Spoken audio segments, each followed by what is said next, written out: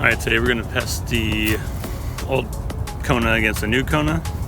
Probably just run 3 laps of each on the kids line and feel the different geometry and see what's going on with this new bike.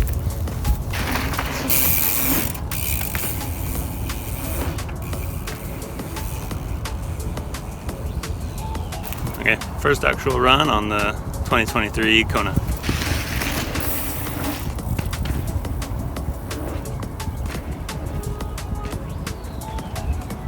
So that was interesting. Went to pull up and just felt the most sort of resistance to that pull up.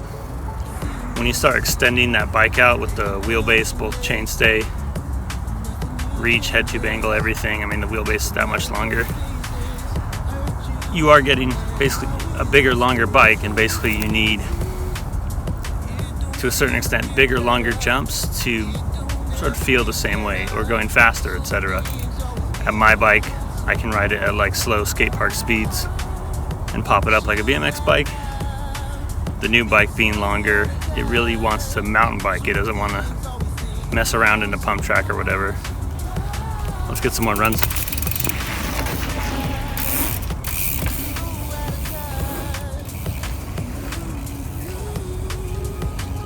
Keep in mind this isn't necessarily a test insofar as we kind of already know what the results are going to be.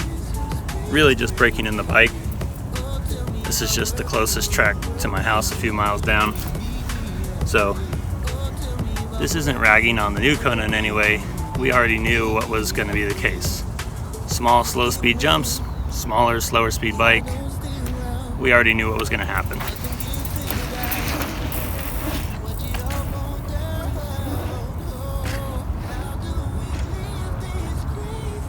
Okay, so we already made a bit of a riding correction on the new bike. With the old bike, the chainstay is so short, the whole bike is so short.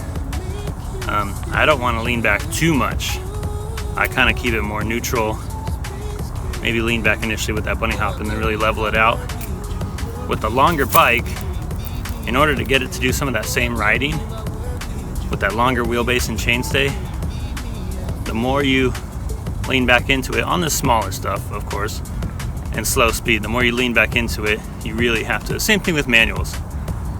With this older bike, I can just manual pop it up like a dirt jumper. With the new bike, when I try to manual it, I have to really yank it and then kind of fight to get up there and stay in that sweet spot.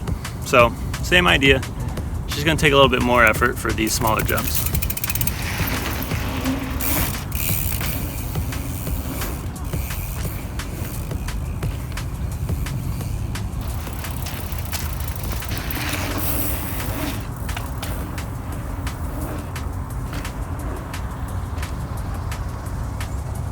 Kind of crazy to feel how the new bike turns on.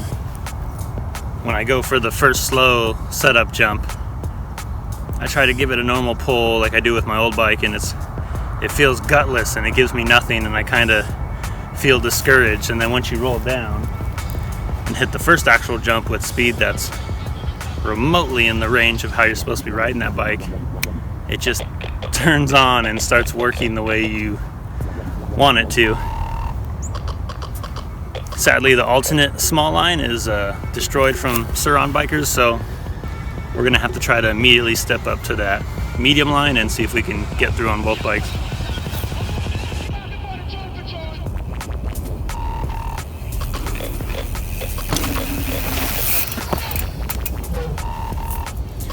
It's running decent despite being loose. That said, I am kind of worried about doing it on the new bike, so next clip might be interesting.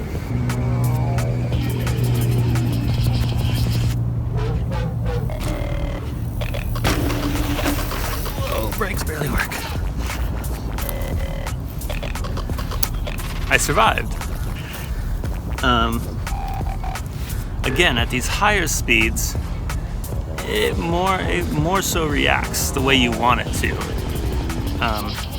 And then I felt uncomfortable going in, which is never good, just kind of cautious, and I did feel, you feel stiff, and that's terrible. You never want to jump stiff, but I would say I jumped pretty stiff, and just the length of the bike really kept it moderate, you know, without a really short chainstay or a really steep head tube, really short bike. To a certain extent, the bike really rides itself. It's just kind of the thing you think about with like long travel 29ers. Beginners just point down the hill. No line choice, just run over everything and somehow survive.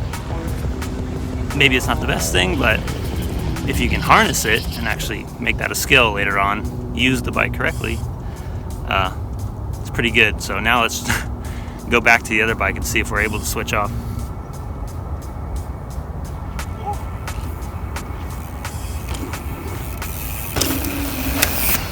Okay. I hit a Saran rut going in. That was unpleasant, but I wasn't able to really brake or corner correctly. We survived.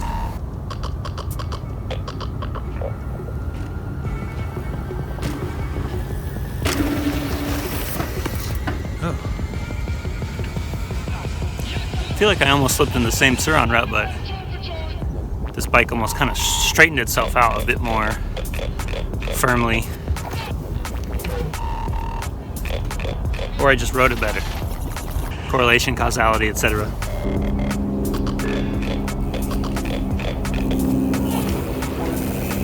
Passenger mode! And now I'm struggling with my bike. Not sure what I did.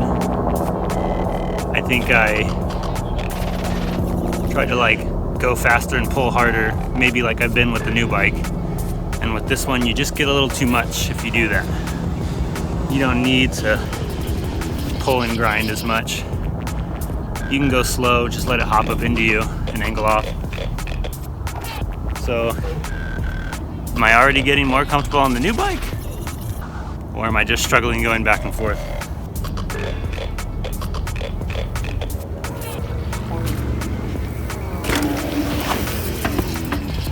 Uh-oh.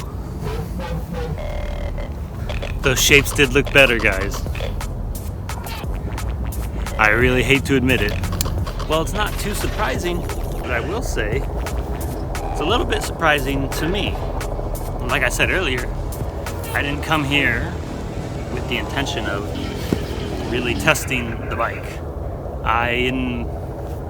In my head, I knew exactly what was going to happen. And initially, I was right. Smaller jumps, slower speed. My bike feels better, of course. But I didn't expect the newer bike to take on really good characteristics on, these are like 10-foot doubles. Still small jumps, sort of medium.